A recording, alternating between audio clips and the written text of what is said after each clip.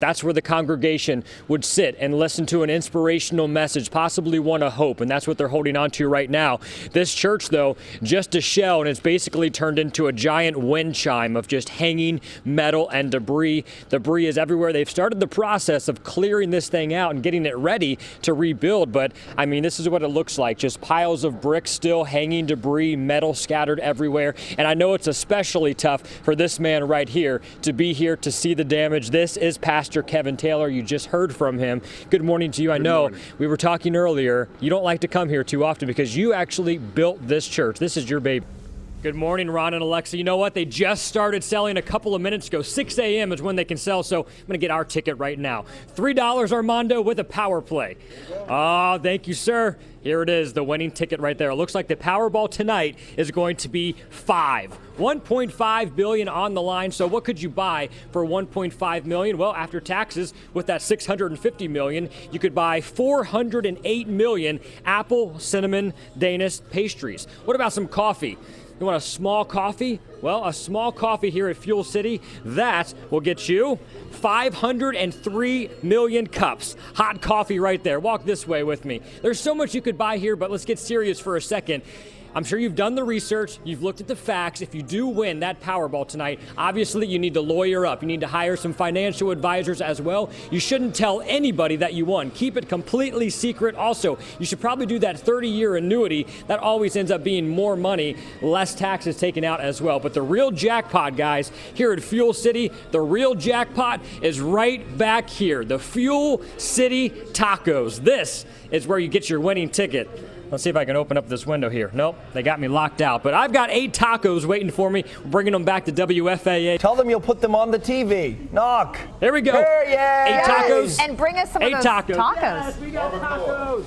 Well, you know the drill, guys. Anytime we have storms like this, we deal with lightning. I'm sure you've seen the skies lighting up this morning, and lightning may be the cause of this house fire here behind me on the 7400 block of Aberdeen in Rowlett. So what we know is around 4 o'clock this morning, a 911 caller indicated hearing a very large boom, and then shortly after, a fire started on the 2nd story, again, the 7400 block of Aberdeen. So the Rowlett Fire Department quickly arrived on scene. They did a search of the property. They established water supply, and around 5 o'clock this morning, they were able to knock the fire down and completely extinguish it. They did another search. Nobody in the house. All firefighters accounted for, so nobody injured in this. They have since shut the water supply off, so it looks like this scene is pretty much clear here. But again, lightning, the cause of a house fire in Rowlett this morning. Yeah, a miraculous scene out here. The driver was walking around on this hill up here. We're talking about the driver of that car underneath that overpass that's completely smashed in. The roof completely collapsed.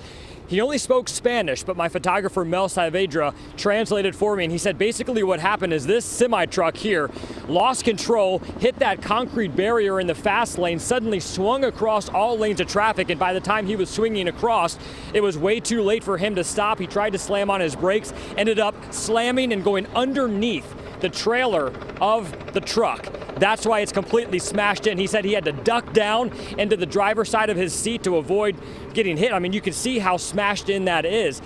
He only walked away from this accident with cuts on his fingers. That's it. That's his only injury. He just left the scene. He's completely fine. So that truck lost control. That car ended up underneath the truck. They're working on clearing this scene right now. We'll continue to let you know if we find out more details about this. We'll send it back to you. But here's the deal. When you live in a place that doesn't flood, you don't even think twice about the rain. But when you wake up and suddenly your home is flooded, imagine that shock and surprise. Well, that's exactly what happened here at the Newport apartment. A water main break at a nearby water tower broke late last night. It sent water rushing into this parking lot here. You can see it's still a muddy mess right now. Yeah, and that's the problem with it. Changing these signs, it can be funny, but it's also very distracting. A lot of people drive by, they see the signs, they snap a picture while driving, and that's not good. This sign right here on Westmoreland in Dallas says, "Work is canceled, go back home." If only that was true. Now, that's not the only sign. Again, multiple signs were hacked into overnight. Check out this one. New allegations overnight about Donald Trump. Hackers think that Donald Trump is a shape-shifting lizard. Now, I don't know what should be investigated more, who hacked the sign or what a shape-shifting lizard is. And then to the Democrat side, Clearly, the hackers are a fan of Bernie Sanders. These are owned and operated by private contractors, and that's who just showed up and shut it down. But this is what I noticed on the back side of it. You can see this computer system has a lock on it. The computer system on this side, no lock. So clearly the hackers just pulled up, cut the locks. If you go onto Google, you go onto YouTube, you can find step-by-step instructions on how to hack into these road signs and basically put any text into them. So obviously a further investigation going on right now to find the hackers and figure out how they can stop these people from changing these signs. We'll send it back to you. I mean, every time the rain falls here, every single drop just adds to the fear of flooding, especially here by Duck Creek in Garland.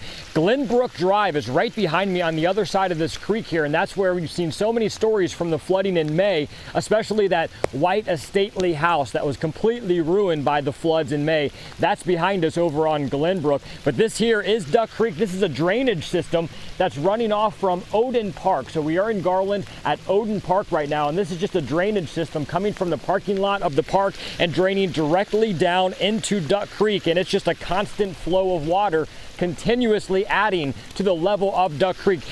Hey, good morning to you. As you can see, the rain just now started falling here at the Byron Nelson. They just fired up the Jumbotron, though. They just put the finishing touches on the 18th green. Now, the PGA, they have their very own trailer specifically for weather. They are monitoring the weather right now. The first tee time is at 7 a.m., but with lightning in the area, with this heavy rainfall, it could be put on hold. They will be watching the greens as well to see if there's any puddling. But as of now, 7 a.m. is the first tee time, but that could be pushed back. I want to bring in Tim Marin, the volunteer chairman for the tournament. Good morning to you. Good morning.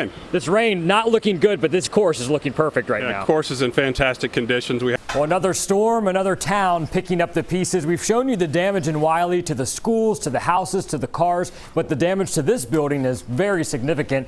We are standing inside of the municipal courtroom for Wiley, and to think that this was caused by hail, it's unbelievable. We're joined by the fire chief, Brent Parker. Good morning to you, or good afternoon. I don't know what it is to you. You've probably been working all night for this. So tell me what you guys are dealing with, because this has really knocked out the communication lines for the city of Wiley.